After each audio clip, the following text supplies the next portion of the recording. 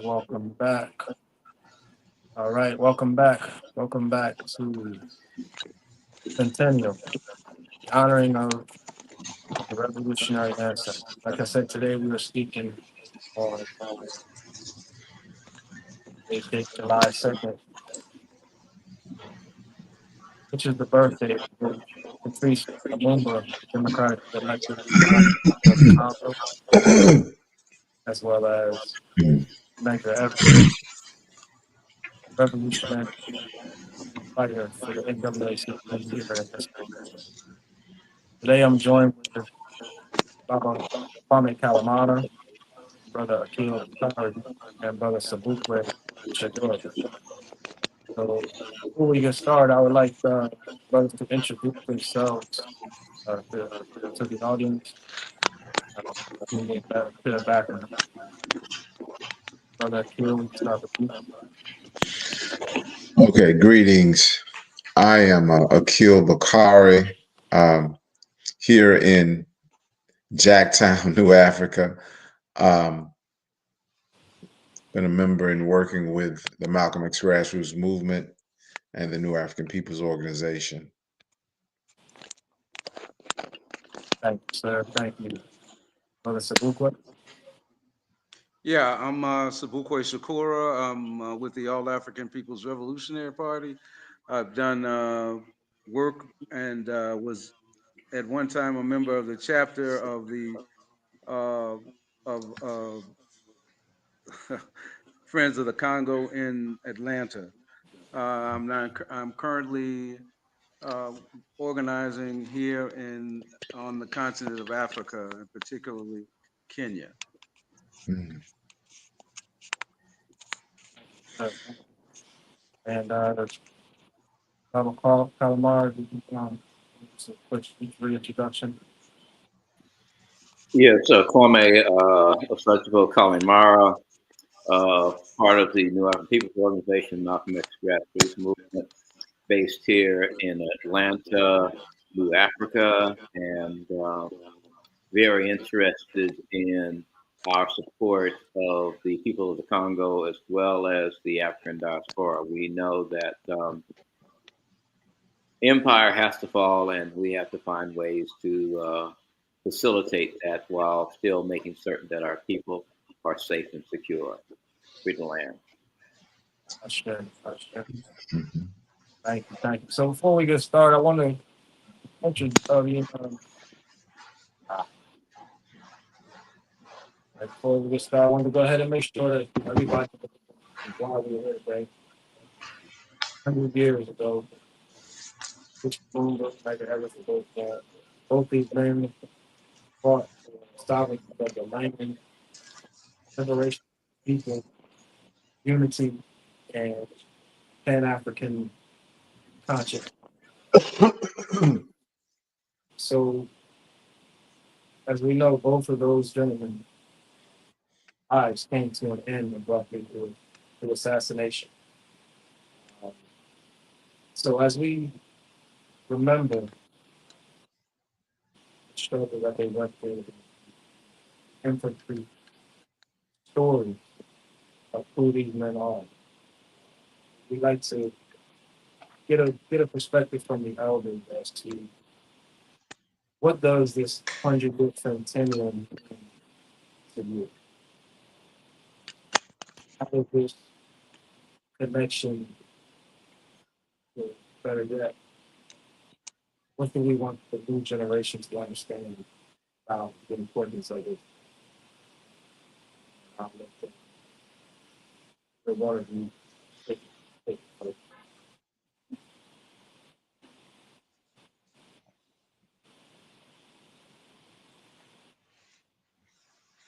Everyone, but I feel like the first.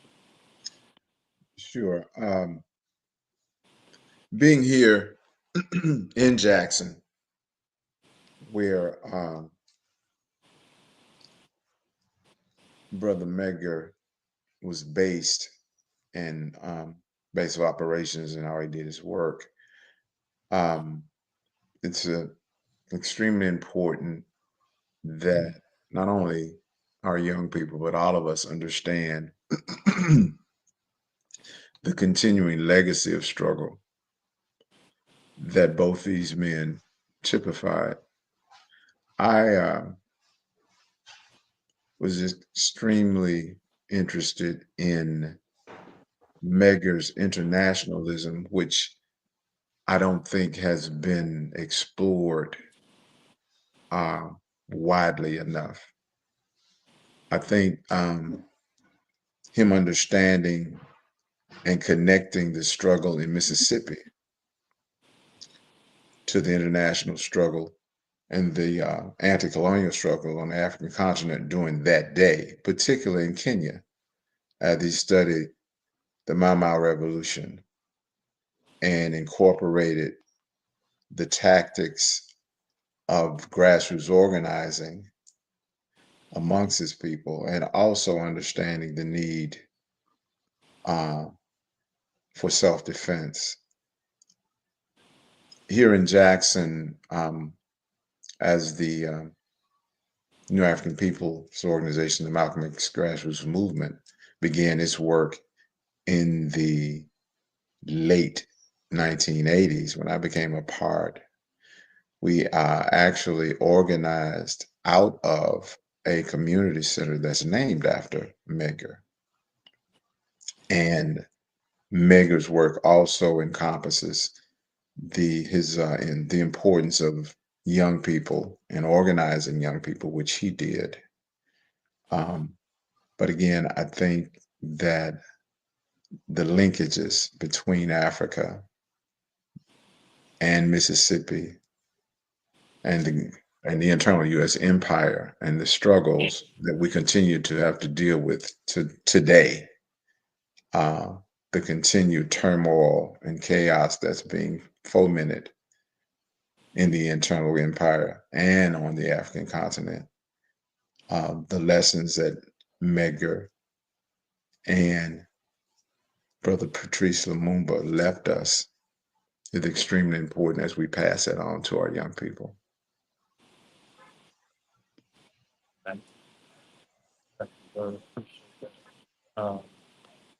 So like you said, uh, this is pointing out that the connection on the continent, the connection in Mississippi, the connection in Brazil, the connection in the Americas, it's all the same struggle. It's all the same struggle. It's all the same fight.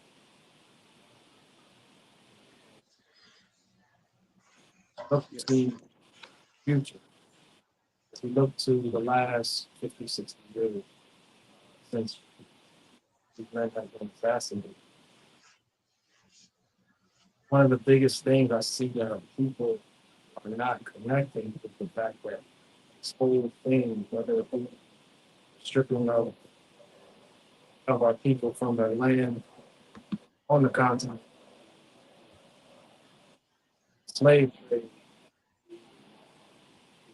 colonialism, the neo-colonialism, all these are just stages of connected, one connected force, one connected agenda. So the same thing that our ancestors, they fight for hundreds of years ago, same thing that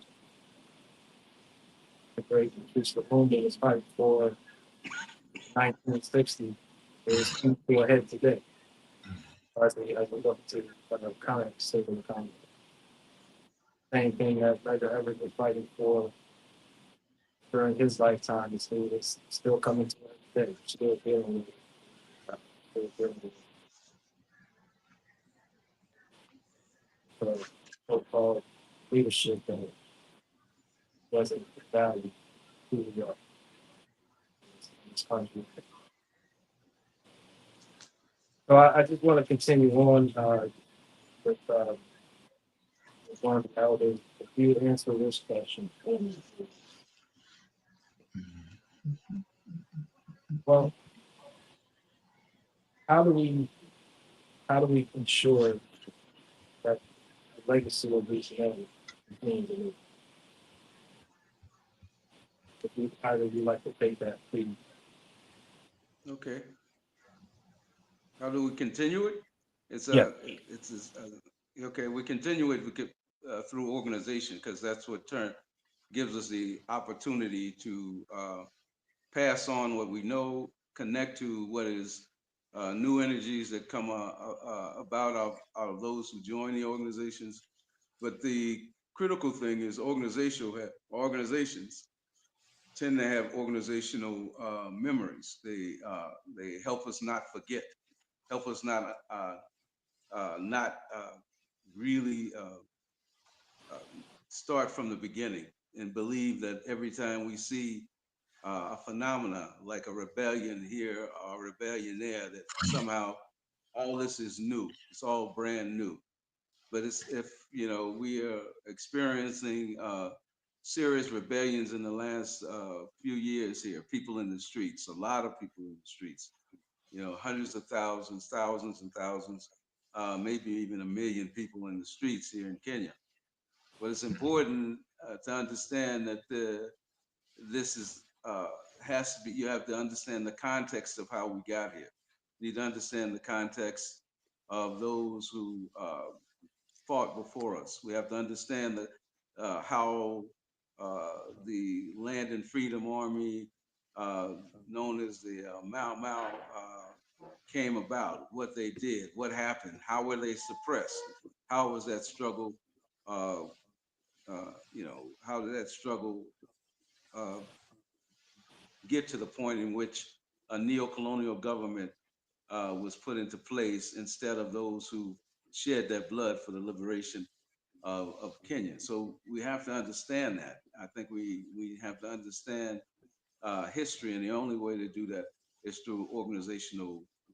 You can't. I mean, if you are rebelling against something and you don't organize around it, and you don't organize and politically educate yourself on the thing, you're trying to reinvent the wheel. You're slowing down the struggle, and maybe even uh, are more easily co-opted into the same systems that you're trying to destroy. Because you can't just have the notion that you're what you're against, but you also have to know what you're for.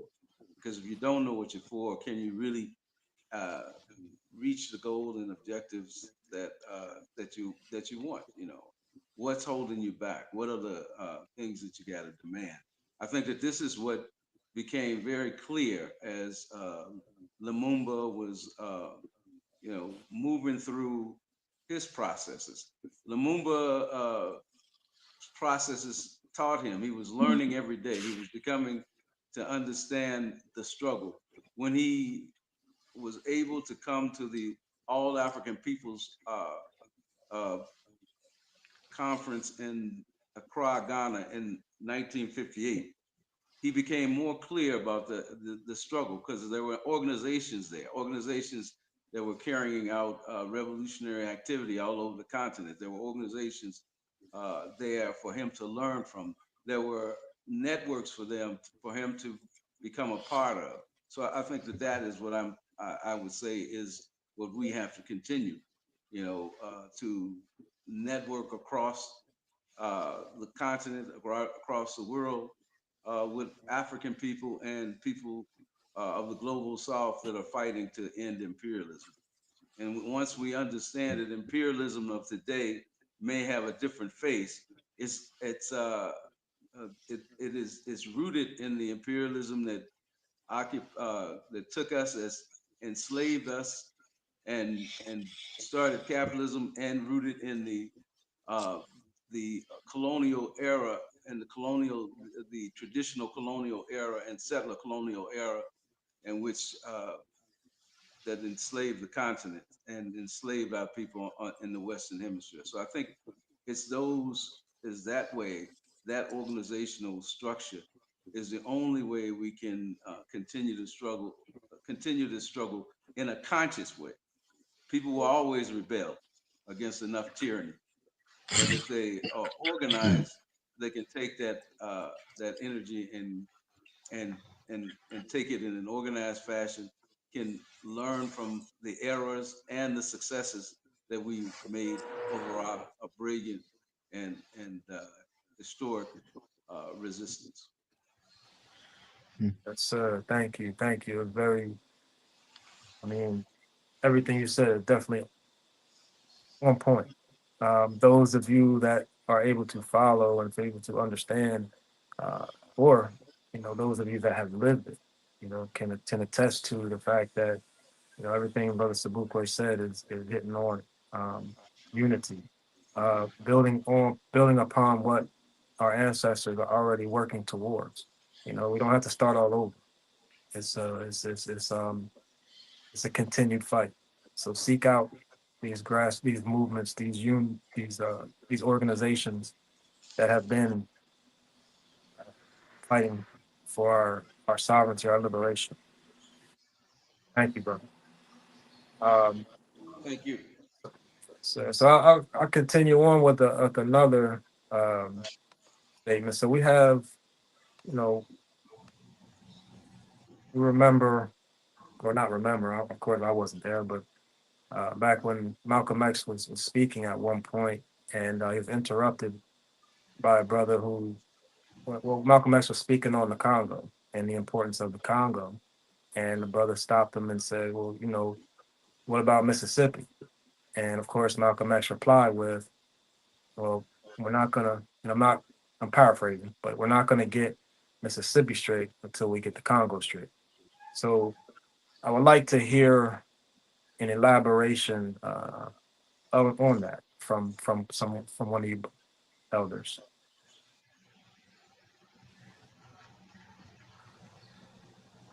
if you'd like to. Well, I don't want to. I don't want to take up all the space. Is there someone else who wants to? Okay. What was the question again, please? It was the Malcolm about Malcolm X's quote where he said, "If you want to get Mississippi straight, you won't be able to get Mississippi straight unless you get the Congo straight." And I'm paraphrasing. Okay, well, I think the simple answer is that Malcolm understood the nature of imperialism and the nature of the strength of a Pan African solidarity and growing movement. If Malcolm understood imperialism wishes to control all the resources of African people, no matter where we are, and Malcolm understood that a free Congo and a free Africa not only gave um, uh, the the idea notion of a victory, but it also instilled in us a sense of pride. So, for example, when the African countries were receiving their independence by any means, whether it was guerrilla warfare or any other method, it sent a signal to African people, both in Mississippi as well as the rest of the diaspora, that we had strength, we had power, and we understood the importance and significance of our unity. And so we can almost look at the civil rights movement over here in the U.S. empire and recognize that there were also struggles of liberation, anti-colonialism on the continent and other places. All I'm really trying to say is that um, we seem to be able to move together on one accord. And so we're looking at pretty much the same kind of paradigm even right now today. So I think that's the shortest answer I can provide given the time that we have. Mhm. Appreciate it. Appreciate it. Brother Akil, would you like to add to that? I uh, I don't think there's much to. I will say this. And I obviously concur with everything that both the brothers have put forth. Um, as I said, with understanding, um, and particularly speaking with Medgar and his outlook, understanding, I think he understood the connectedness of our international struggle and wherever we are, as Baba Khan stated, how the empire exploits us wherever we are, and the connection of understanding that as Malcolm stated, and you paraphrase that you can't fix Mississippi until you fix Congo. And at the as been stated here, that connectedness, because the imperialism is global and the oppression is global, and it's as the brother stated earlier, the face may change, but it's the same system doing the same things. 100 years later, um, from the time of these two brothers' birth to the day that we're here in the current year of 2025, same struggle, same connectedness. Sir, thank you, thank you. Brother Sabukwe, you want to continue on with that? Or? Well, I mean, I'll say this. I want us to never forget, though, that this struggle doesn't just stand still, and there has been progress. And it has been, each struggle, has added to our even our understanding, even our narrative. Nobody on the African continent uh, today will ever say anything about Lumumba that is negative. Even people can't say anything negative about Malcolm X. They can't say anything negative about people like our comrade Medgar Evers. It's because of the historical reality and the narratives that have grown from our resistance. The narratives, meaning that we learn. It's just like uh, people were told that people like Lumumba were radical extremists, communists, and socialists, and people that good Africans, good upright Africans should be afraid of. He was demonized in his time, but today, 100 years later, nobody. He's one of the most revered people on the planet.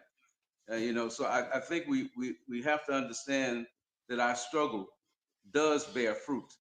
Our resistance bears fruit when we think about even a narrative like the narrative that the settler colony, the occupation of the Palestinian land uh, that refutedly calls itself Israel, is that narrative is broken down.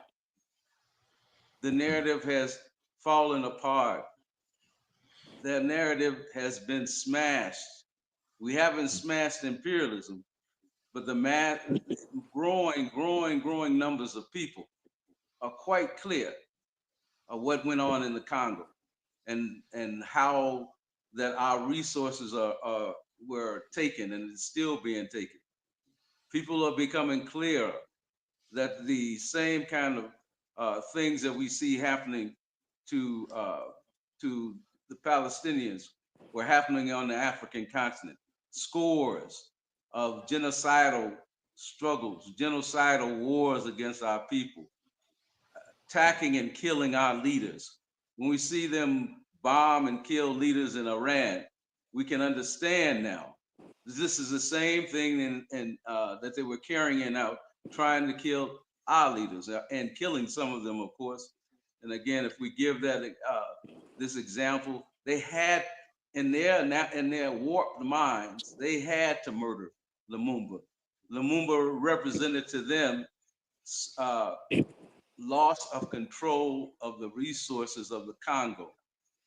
Law and some of the naivety that we had at that time is it wasn't clear to many of our people that the West, the U.S., was already involved in the colonial process, even though they didn't have colonies named after them or colonies in which in which they had, really could see.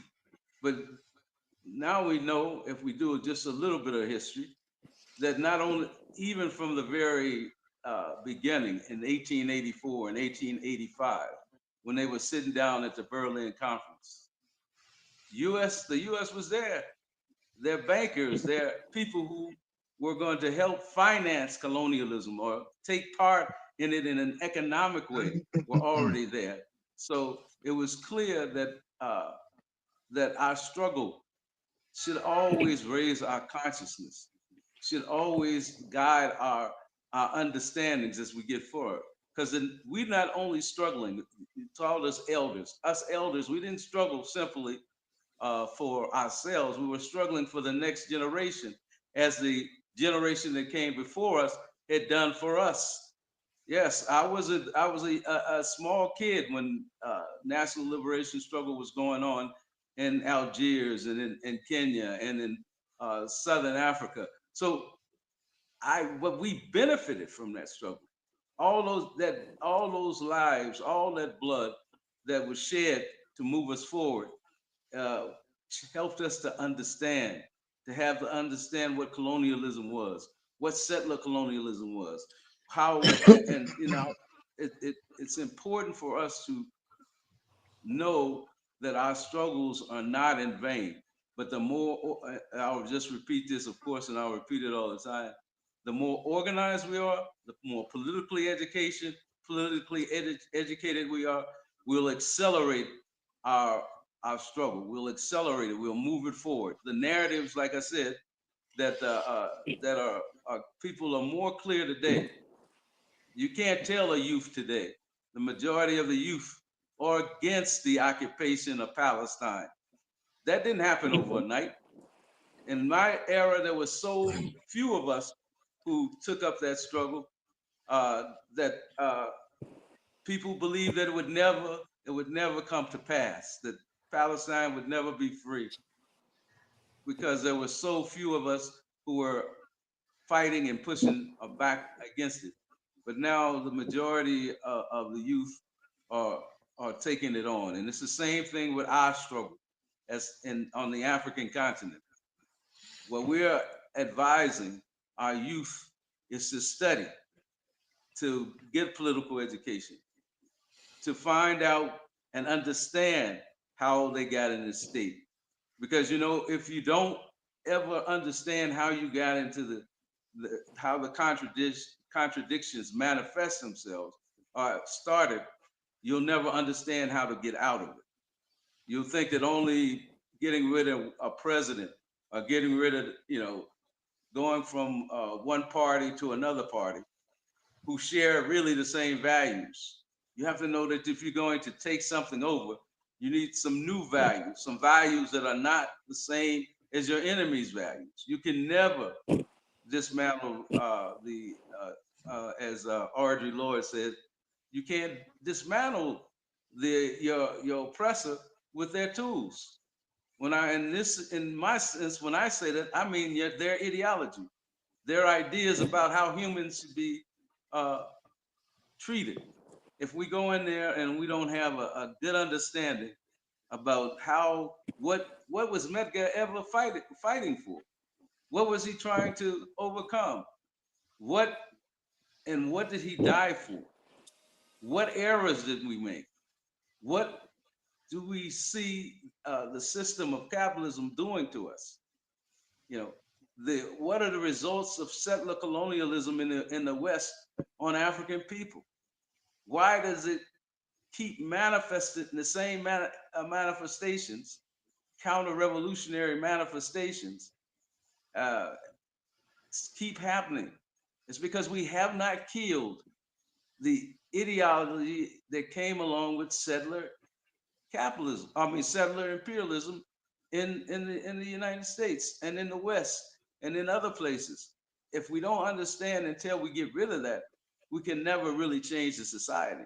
We can only reform certain things, but when times get desperate, like they are now again, we see the kind of people we see them reverting back to these ideas that really in the West, in the U.S., that only the European settlers, the thieves who could took the land from the indigenous people and enslaved African people, are the only real citizens. Does that make any sense whatsoever?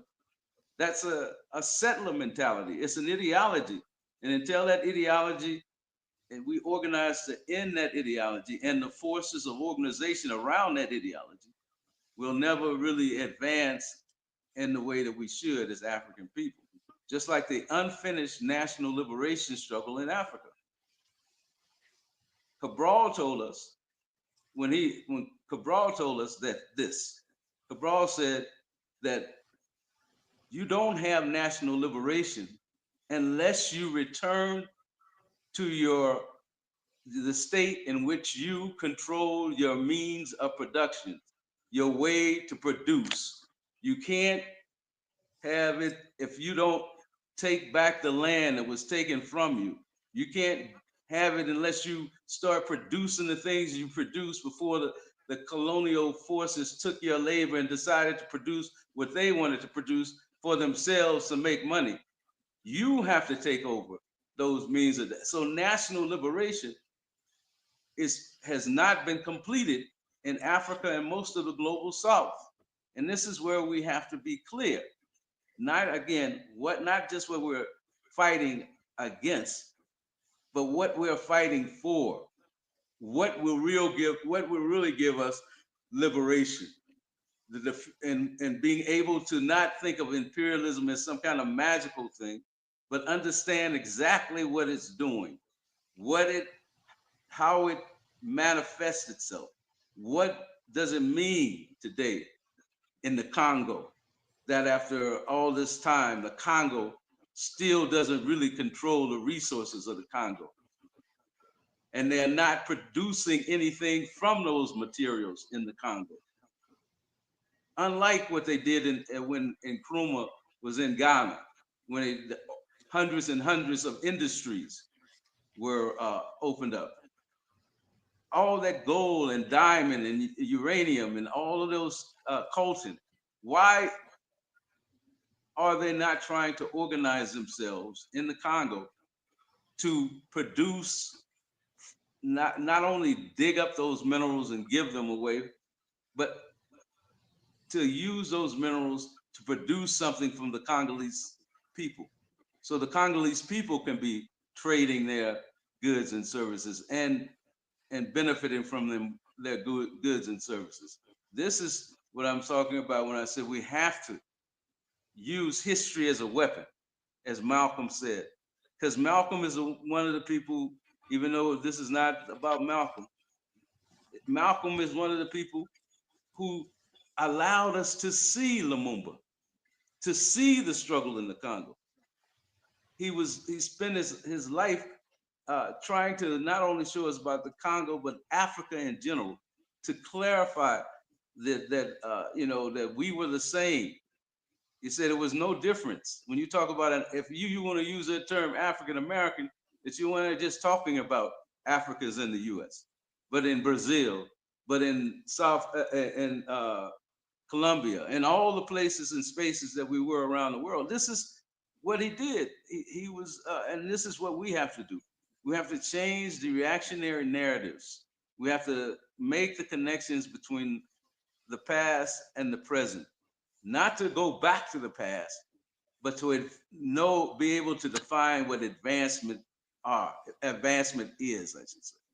So we can tell what advancement is when we see the Congo go in a different kind of a space where they're not only selling their minerals, which is controlled by the outside, but actually organizing themselves to break away from imperial control and to control their resources and to develop their resources. I'm sorry, I didn't mean to go on so long.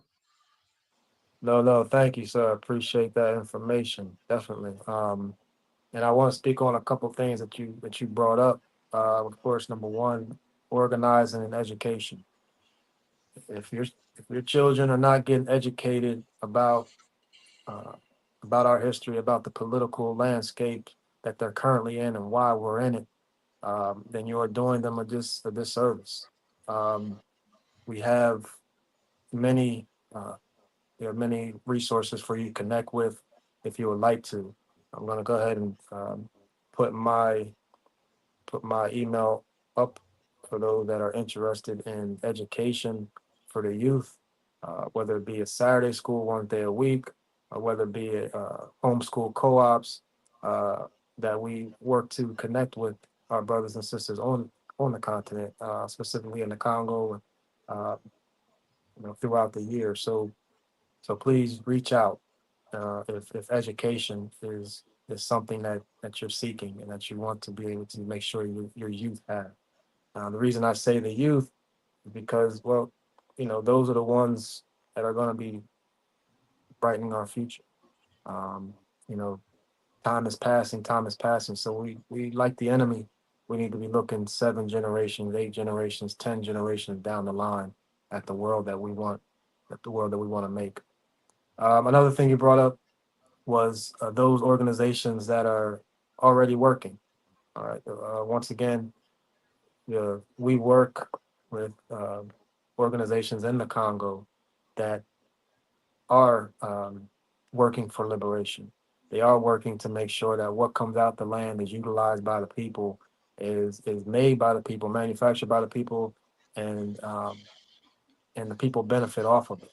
So when you get a chance, go to freecongo.org, as you see at the bottom of the screen, freecongo.org, and see how you can be a part of this movement. How you can help those that are already doing the work, and make sure that their voices are heard, and their work is spread out wide. So thank you for bringing that up, brother Sabukwe.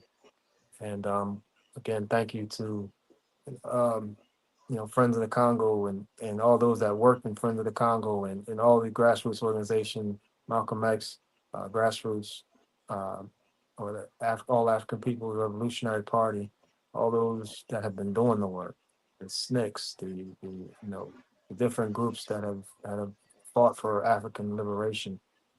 Thank you to all of you. And this is only supposed to last till about 1:30, so we're at 1:43, and I appreciate everybody's time, especially due to those technical difficulties. But I want to let um, any of the ballers say anything before we close out. I want to make sure everybody gets their fill in today before I give a call to action. Let me, before we go, I just a little bit of discussion, particularly with Baba Kwame and brother Sabukwe on the continent. Um, the organizing work and the collaboration of the Sahel states, Traore and the work that he's doing, and um, the alliances that is forming around BRICS. Either one of you brothers, could you all elaborate a little bit on that phenomena that's occurring?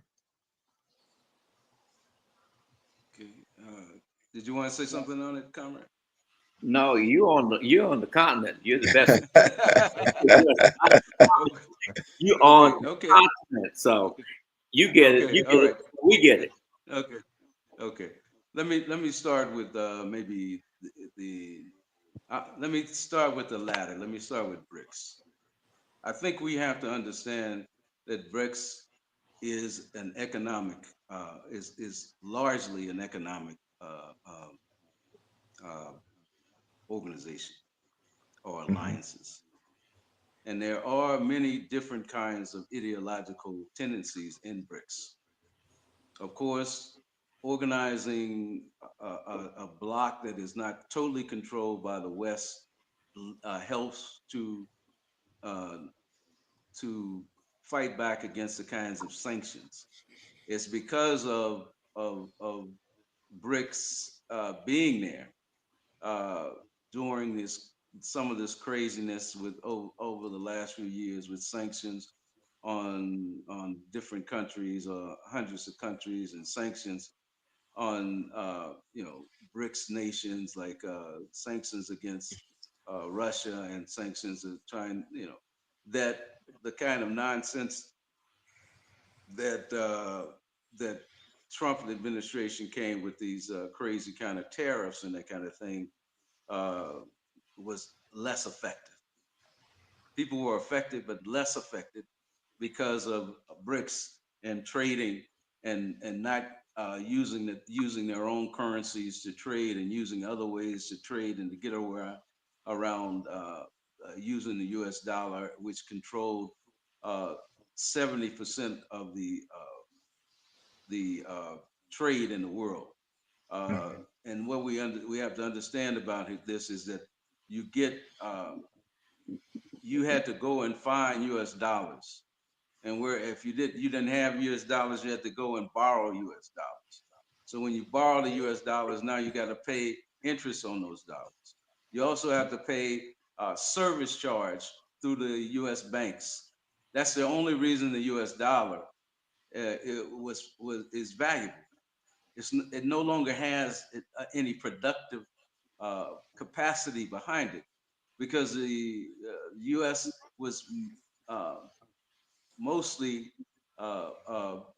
deindustrialized in my era when I was young, from the start, but starting in after the workers had fought and finally got decent wages in the factories and what have you, the U.S. decided to deindustrialize, to send car factories and clothing factories and all kinds of factories to Mexico, to Asia, to other places where they could get cheap and labor. So the U.S. is not producing the everyday things that it used to produce. You know, you used to buy a television, you used to buy a refrigerator, you used to buy, all the things. Most of them were produced in the U.S. Very little is produced in the U.S. now. So now the only thing that they can hang on to is this dollar. And this is why BRICS is such a frightening concept to them, a concept that people are trying to organize so they don't have a dependency on the US dollar, that they can't be isolated uh, by just not having a lot of the US dollar. This is the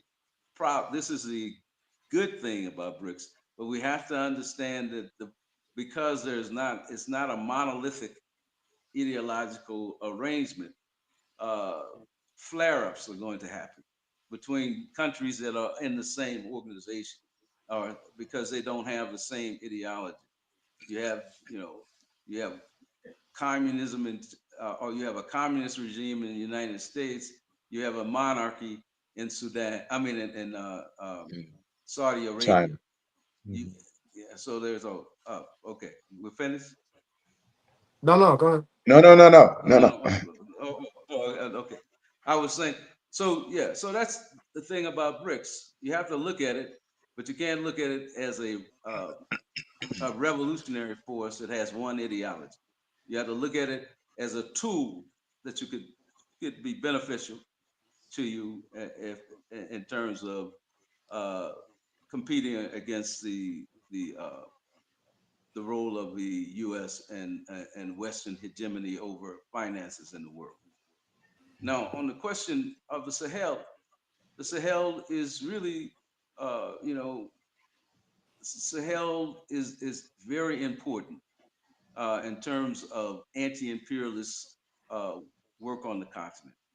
Right now, we don't know clearly what the ideology of the Sahel is going to be. But right now, we know it is standing firm against imperialism, and that in itself is going to be uh, it has been and is being a motivational thing for the whole of the continent, showing what can be done.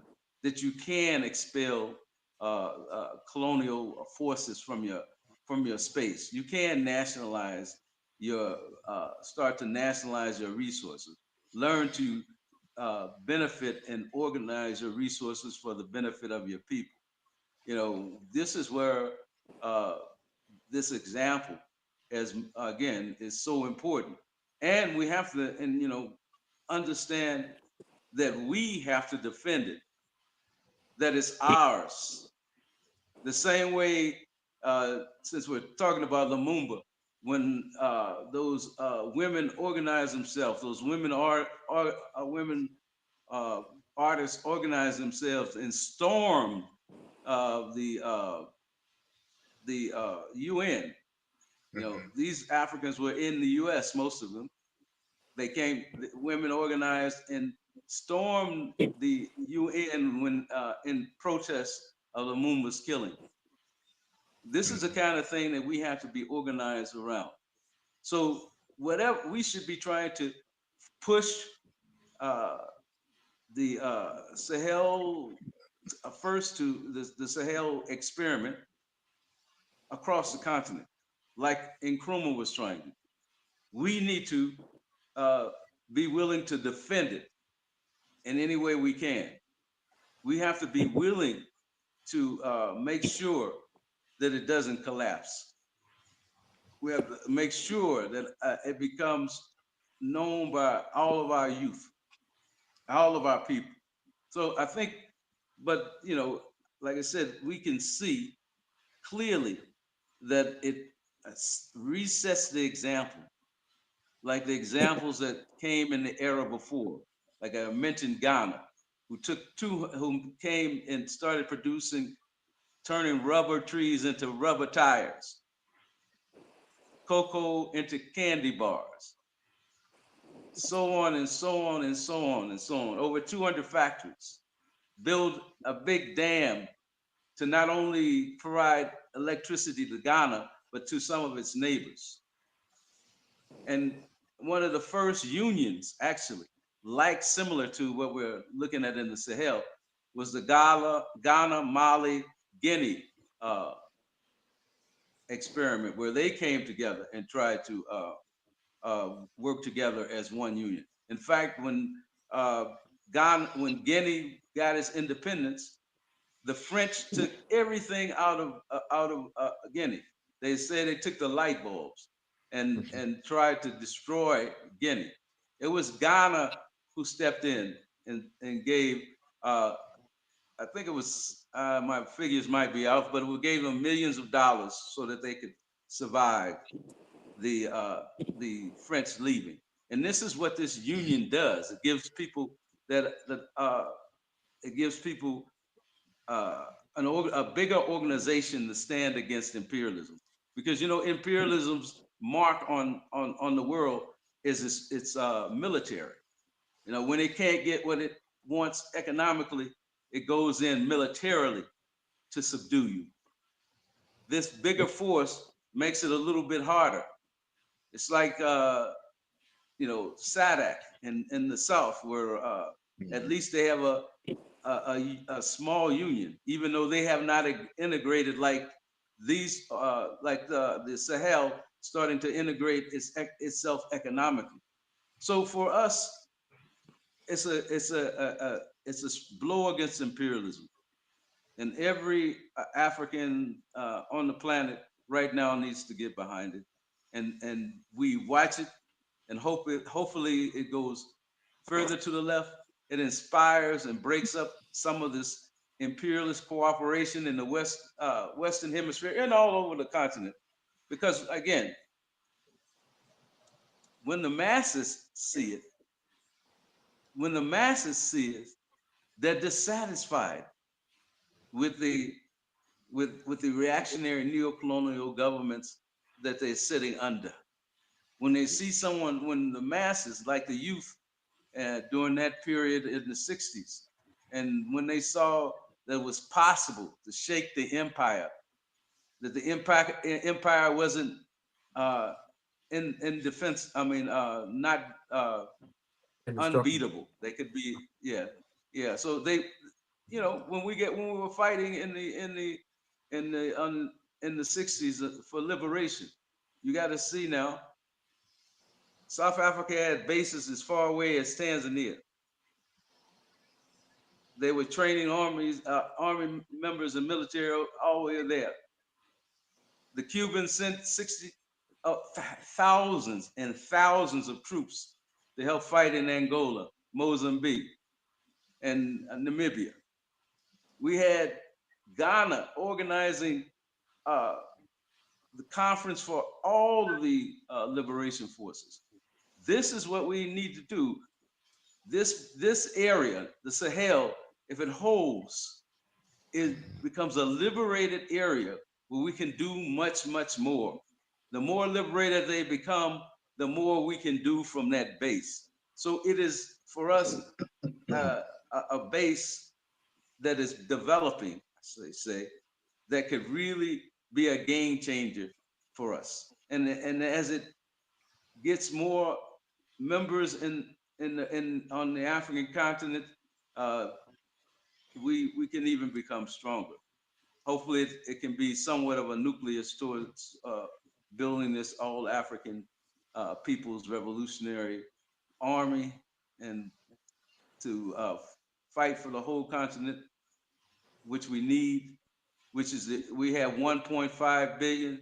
If that 1.5 billion is organized, there's no force on earth that could ever defeat us. With the minerals in our hands, with the development of our minerals, we would be one of the strongest economies in in the world. And this is what we have seen.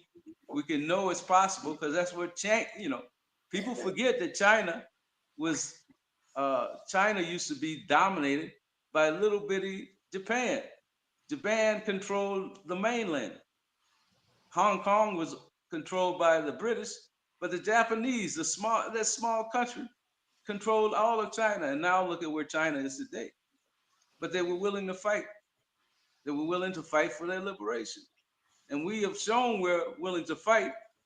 We just have to be willing to organize ourselves in such a way that we can win, to finish our national liberation struggle, and to free our labor in the around the world in the interest of the masses of our people. And I'll stop there.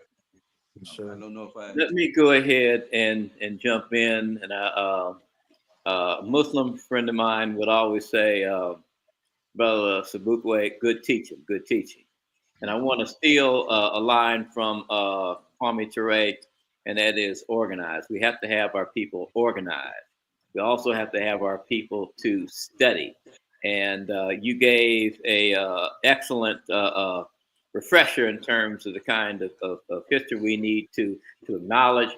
But I think it's important also for our people to understand that this is a protracted people's war, protracted. And we can't be romantic about the strengths and weaknesses of our movement, but also we can't underestimate or overestimate the enemy, the imperialist powers that are against us. So I want to go back to that part about the issue of study and organizing. One of the things that we tend not to do is even organize and teach our families, our spouses, our children, the aunts and uncles and cousins, the people even in our neighborhood. If you're in a neighborhood that has a homeowners association, we need to engage them too. We need to make certain that we're not isolated, because an isolated people or isolated community is easy for the enemy to take advantage of us. One of the things I used to do when I traveled, my father was with the ancestors for at least the last maybe 4 years. Whenever I would travel, I'd say, this is where I'm going.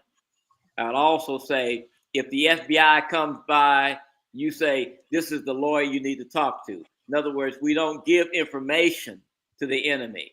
We just need to be more security conscious, even in terms of whether we're dealing with the telephone, the WhatsApp, the signal. We need to understand the limitations of that and build in a safe security network that will be to our best advantage. I'm admittedly a little bit gun shy of social media, but we need to be able to explore how we can best use social media to be able to advance our movement. What happened with the Arab Spring? There's a lot of stuff, lessons that are out there that we need to go ahead and capitalize on.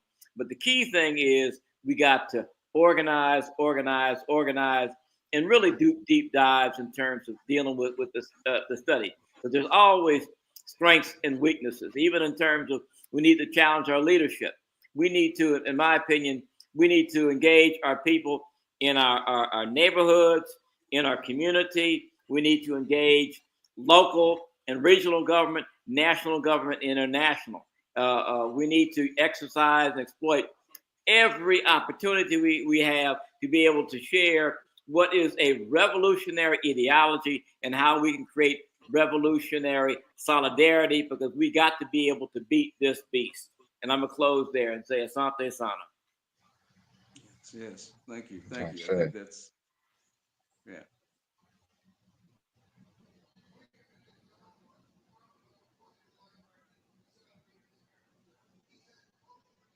By power, Brother Akil, would you like to continue? Well, I know we need to close, and first, thank both Brother Sabukwe and Kwame for that. Also, Brother Kito, I really appreciate your Yes. announcement around the um, first for producing this, and also your announcement around the independent schools, the Saturday schools. The Empire is forcing us to really, well, we should it's making us understand, and the people on this panel understand this, but our people at large, how we need to control the educational processes of our people. This whole anti-blackness campaign, anti-intellectualism that's happening in this country uh, is extremely dangerous. Um, the work that's being done, that you all are doing in your Saturday schools, the work that our people in Atlanta around the Colombo School that's been in existence for quite some time now are very, very extremely important institutions to educate and organize our folks. And it's getting increasingly necessary that we control the educational spaces um, as they begin to defund, well, not begin, continue to defund public schools and create the conditions where, again, the anti-intellectualism permeates all aspects of life here in the American Empire. But again, I'm not going to go on. I really appreciate the analysis and Brothers Bukwe, you being there on the continent, giving us a view of what's happening there and understanding our connections, not only here and within the internal beast of America, but all around the planet. So I really appreciate both you and all of you brothers for putting this together. So Ashe. Thank everybody for joining. Thank you for being. Before we go, call to action. Right, it's 100 years since the Centennial. Medgar Evers, as well as May 19th, Malcolm X. And was this December 20? Help me. It was Bukwe and the race of Bukwe from Zambia. Mm-hmm. 101 this December. So in the spirit of that, I would call on all organizations, all those individuals who want to work, make projects. Sure, get these projects out to the world. So that something that you want to do that goes along with operation projects that you work on. Happy to connect you All right. with our organizations as well as so you can reach out to me at keys and friends of the company.org. Or just keep company.org. Reach in touch with the organizations and groups. And of course, so we'll maintain this share of action. Spirit. So once again, thank you to everyone. Those of you that are available to listen online, Friends of the Congo is doing an all-day show with WPFW. So if you go to WPFW.org, listen live, Centennial celebration. Wow. All right. All right. All right. Thanks a lot again, comrade. Yes, thank you, everyone, and appreciate you. All right. Thank you. Free the land. Free the land. Free land by any means necessary. Ashe. I say. I say.